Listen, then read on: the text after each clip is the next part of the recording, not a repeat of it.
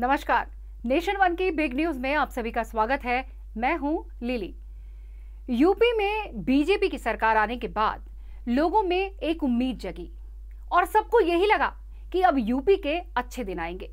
वहीं दूसरी तरफ 1 साल से ज्यादा का समय बीत चुका है।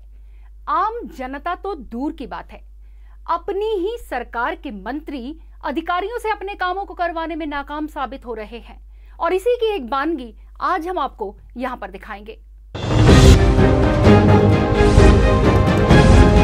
ये है यूपी का फतेहपुर का गांव खौंदा, जो यूपी सरकार के मंत्री ओम प्रकाश राजभर का पैतृक गांव है, जहां मंत्री जी और पूरा परिवार अपने पुत्र के विवाह कार्यक्रम के लिए एकत्रित हुए हैं।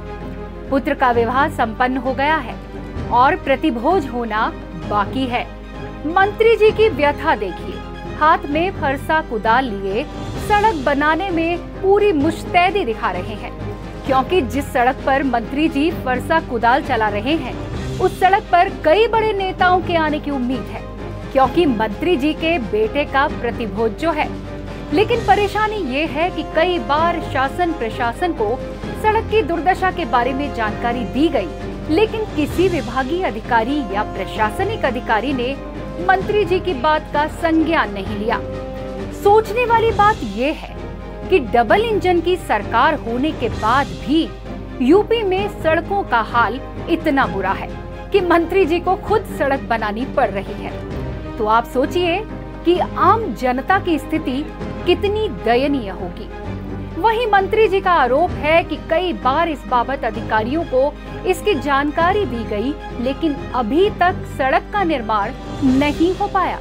लेकिन मंत्री जी का ध्यान भी इस सड़क पर इसलिए गया क्योंकि मंत्री जी ने बेटे के प्रतिभोज कार्यक्रम में सभी मंत्रियों को आमंत्रित किया है, जिनकी गाड़ियां उसी सड़क से गुजरनी है, जिसको मंत्री जी खुद अपने परिवार के साथ मिलकर बनाने में जुटे हुए हैं। जब यूपी में डबल इंजन की सरकार होने के बाद ये हाल है, तो यूपी का विकास कितना होगा ये हम और आप समझ ही सकते हैं।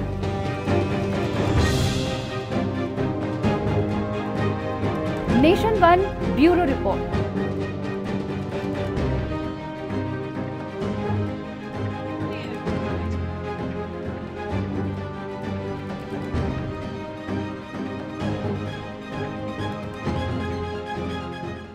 जब हमने मंत्री जी से फोन पर बात की तो सुनिए मंत्री जी ने क्या कहा। हेलो। हाँ, नमस्कार। मंत्री जी बात कर रहे हैं?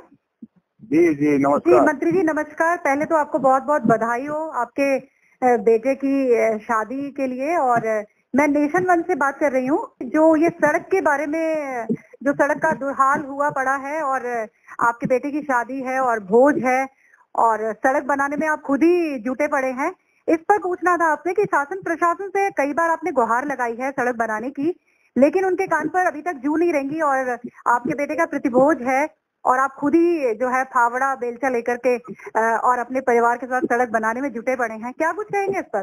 देखिए, मैं शुरू में ही संबंध में विभागीय अधिकारियों से लखनऊ से लेके बनारस तक जी लिखा पढ़ी किया और एस्टीमेट वगैरह सब बनवाया भी जी। लेकिन ना तो इंजीनियर, ना एक्सीएन, ना आपके एमसी, ना चीफ, किसी को कहते रहे लेकिन बात नहीं बनी। जिलाधिकारी महोदय से 2 बार मैंने कहा तो कहा उन्होंने कि 15 दिन में बनवा देंगे जी। तो कल शादी बीत गई। हाँ। अब कल माननीय अमर सिंह जी आए थे तो जब मैं देखा रोड पर तो गाड़ी अब हाथ भर नीचे हाथ भर ऊपर।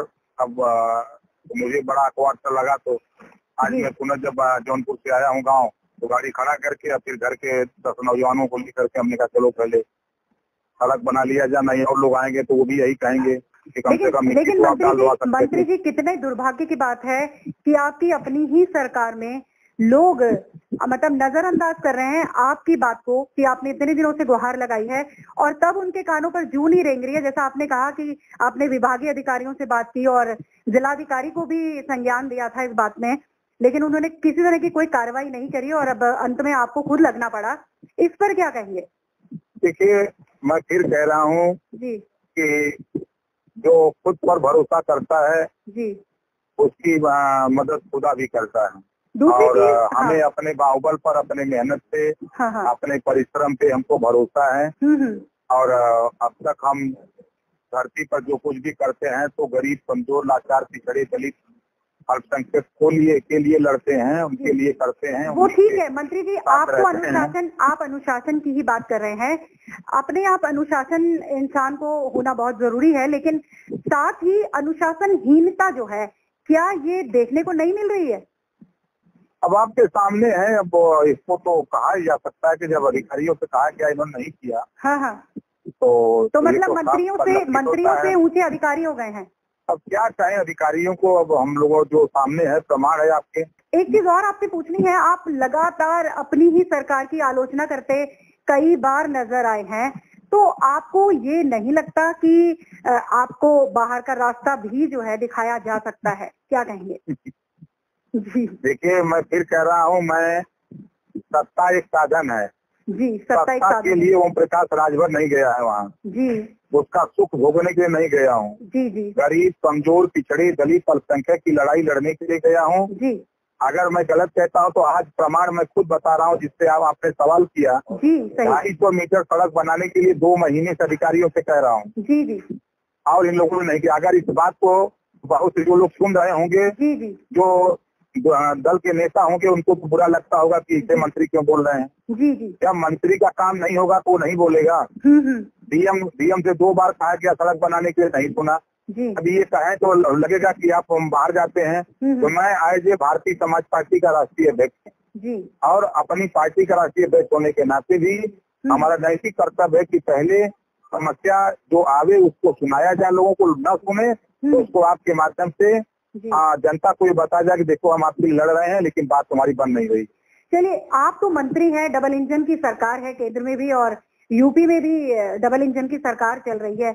ऐसे में मोदी जी एक तरफ जो है बड़ी बड़ी बातें करते हैं और दूसरी तरफ उनके ही मंत्रियों की बातें जो हैं, अधिकारी और प्रशासनिक जो अमला है वो उस चीज को नजरअंदाज कर रहा है। तो क्या लगता है, मंत्रियों से बड़े अधिकारी मुझे लगता है इस डबल इंजन की सरकार में देखने को मिल रहे हैं, क्या कहेंगे? अब देखने में तो वही न लग रहा है। जब जिले में डीएम से बड़ा कौन है? डीएम चाहे तो 4 घंटे में सड़क बन सकती है जी। हाँ, अभी सीएम का कार्यक्रम लग जाए तो रातों रात सड़कें बन जाती हैं, रातों रात जी जी जी। हाँ, मतलब सीएम का कार्यक्रम होगा तो बन जाएगी, किसी और मंत्री का होगा तो नहीं बनेगी, या सिर्फ ओम प्रकाश राजभर कहेंगे तो नहीं बनेगी? तो ये बात के सामने हम 2 महीने से सभी अधिकारियों से कह रहा हूँ नहीं बना रहे हैं, तो क्या करेंगे? चलिए मंत्री जी, आपका दुख जो है वो साफ साफ झलक रहा है। क्या कुछ कहना चाहेंगे आप अपनी सरकार से, हमारे नेशन वन के माध्यम से? सरकार से क्या कहेंगे, सरकार में तो खुद हैं, तभी तो कह रहे हैं आप सरकार में हैं, और सरकार में आपकी जो स्थिति इस वक्त देखने को मिल रही है कि अधिकारी, प्रशासनिक अमला आपकी बात नहीं सुन रहा है, इतने दिनों से आप गुहार लगा रहे हैं। इसीलिए आपसे जानना चाहेंगे कि आप क्या कुछ कहना चाहेंगे नेशन वन के माध्यम से जनता को? जनता को कुछ नहीं कहना है हमको जी।